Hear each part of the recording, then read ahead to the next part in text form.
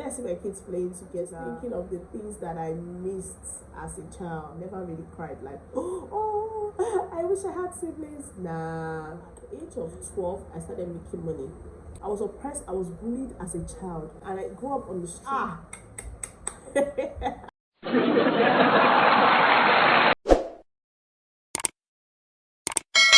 Hello family, welcome to my channel. You're welcome to Parenting on the Go. And if you are an old subscriber, I want to say thank you so much for standing by me.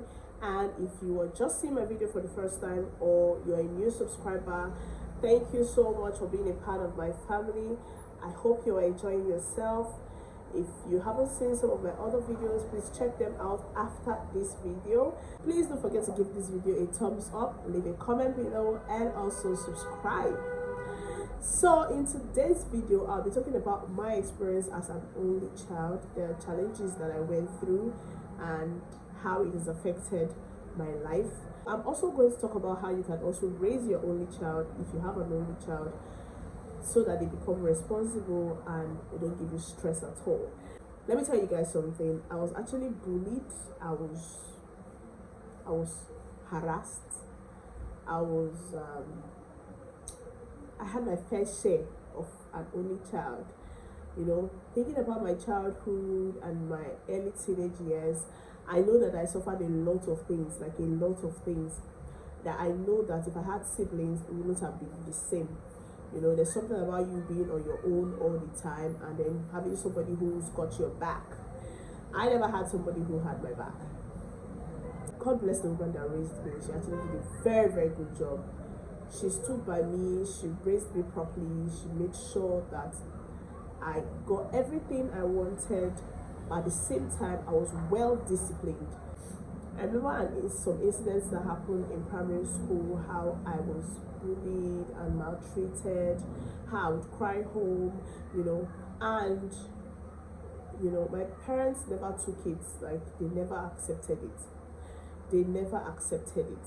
They made sure all those things never happened.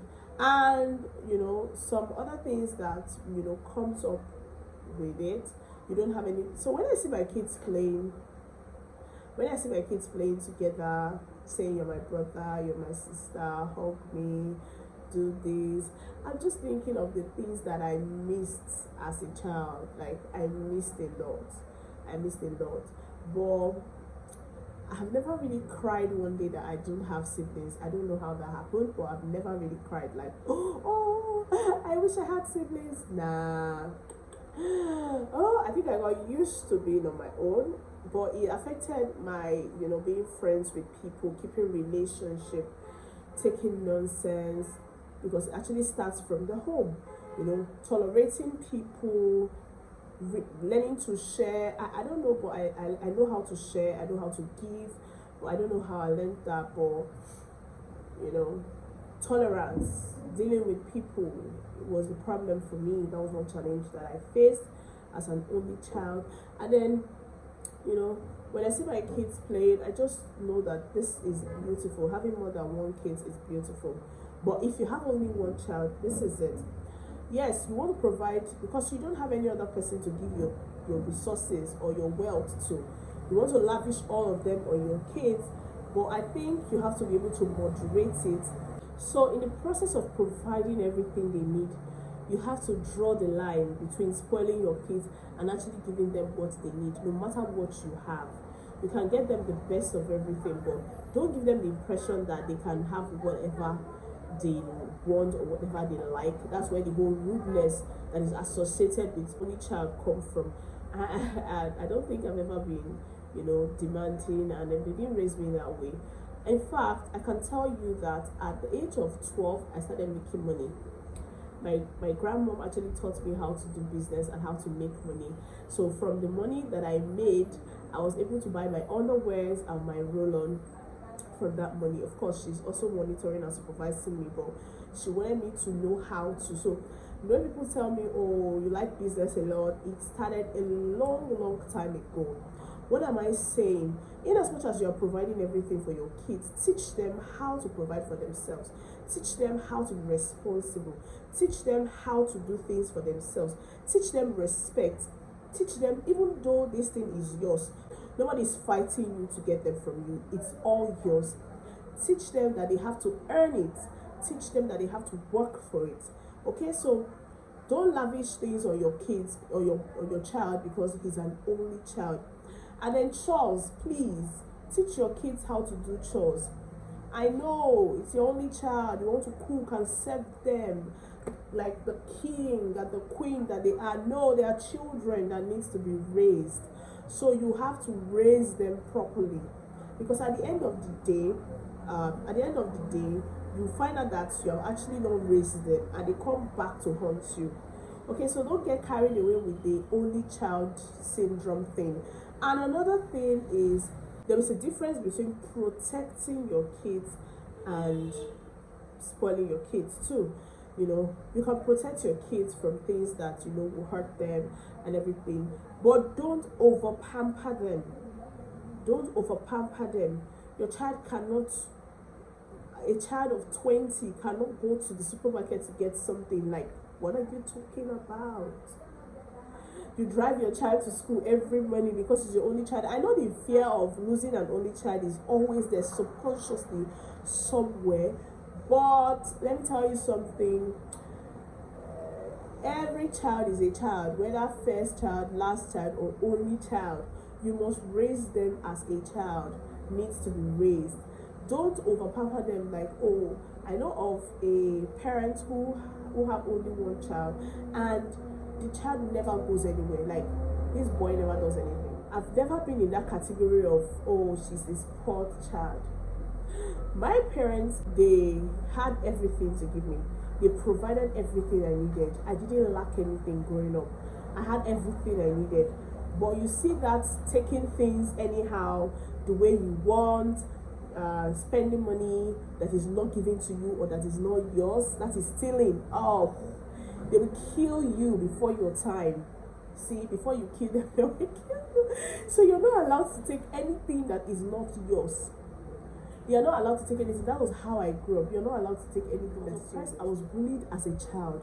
When I tell people that I used to be very quiet, they are shocked. They don't believe me. Even my husband doesn't believe me that there was a time I used to be very quiet. I used to be very, soft and sweet, and I learned the hard way because I was beaten. I was messed up. I grew this tough skin, and I grew up on the streets, like a place where you have to fight for yourself. You have to, if you don't fight for yourself, you are going to miss it. You could either get pregnant, or you start drinking or smoking, or you start living a wayward life or something. You have the choice. And they kept telling me that you can't be this person.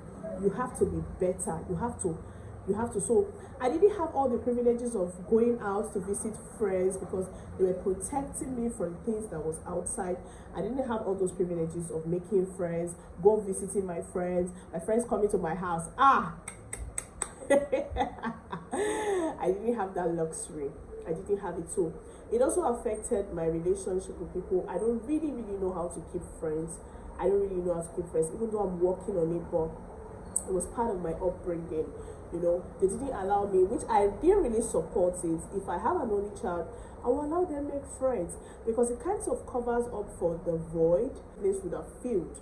You understand? So I think you should allow your children to relate with people, make friends, invite friends home, and take friends out. I didn't enjoy that luxury at all. It was one hell. Like, in a minute, if they don't see me at home, you could hear my name from the junction. Like, you can hear my name. Everybody knows my name because they don't want me off their side. So I didn't have the luxury of following boys and having all this, teenage, all this teenage type of exploring and adventure. They didn't give me that chance. I didn't have the opportunity. But while they were protecting me, they were also teaching me what is good and what is bad, what is expected and what is not expected. So I think that's what you should do. So far, teach your children how to do chores, teach your children how to respect people, respect you, so they don't turn out to be rude. Teach your children how to work and earn things for themselves. Teach your children how to make friends, and relate with people. I've seen how parents treat their only child. Like the parents is their best friend, their closest friend, is the only person. They are everywhere. It's like their handbag. It doesn't work that way. It doesn't work that way. Your children needs to socialize. They need to socialize. You know, you provide their needs for them, but don't let them feel like it's their right. That is where the problem. That's why you see them. They are very extravagant. They are very, you know, they treat people anyhow because they feel they can get anything. The world revolves around them. Don't give them that impression. Don't give them that idea that the world revolves around them. No, you are actually not raising them, and you don't want to raise an only child to be useless. You understand? You don't want to raise an only child. You don't have another one that you are raising that will be useless tomorrow. Okay? And stop doing things for them. Stop doing things for them. You're not helping them. You do the assignments for them. You pay people to write exams for them because you don't want them to fail. You pay people to give them jobs or anything because you don't want them to struggle. You don't want them to suffer. If you raise your kids like that, the kids on the street will mess them up. So you have to give them that street training. Give them that street training, even though they are tush, they are posh. Give them the street training, so no matter where they go, think about it. Have you ever thought about what will happen to your child if you drop dead today? Have you thought about their survival? It's not about the money you have kept in your account for them. It's not about the life insurance that you kept for them. It's beyond that. Can they get married? Can they have children? Can they relate with people? Can they struggle? Can they survive? Those are the questions you want to ask when you're raising your only child. Me, oh God, I got a lot of beatings. I'm an African, a Nigerian, in Africa, in Nigeria. Even though I know it's an abuse, I don't hit my children. You see me, I was beaten. Anytime I raised my head to be rude, I was beaten. My uncles would beat me, and these people, my uncles were not my mates. Like, they were far, far older than me, so they were ready to beat me up every time I messed up. So I didn't have that opportunity to. So keep an eye on your children. Don't buy them gadgets, knowing what the world is right now. Don't buy them gadgets because you can afford it or because they are your only child. Buy them gadgets because they really need it, and of course you can monitor what they do. Don't raise a child that you can't enter their rooms. Don't raise a child that you can't go through their phone because they are only child. You don't want to get them angry. You don't want them to cry. Let them cry. Cry does not kill anybody. Nobody has died from crying. Okay, so let's normalize raising only child the way you raise other kids. The way you would have raised other kids. The truth is, you're doing them more good than harm. If you treat them the way you treat other children, they will be better. Don't preferential treatment. Of course, there's nobody. I grew up not sharing food with anybody. Like, I grew up going to the pots of food and serve myself as much as I want to eat. But I don't go. And of course, I grew up. I grew up in a situation where nobody serves food for you.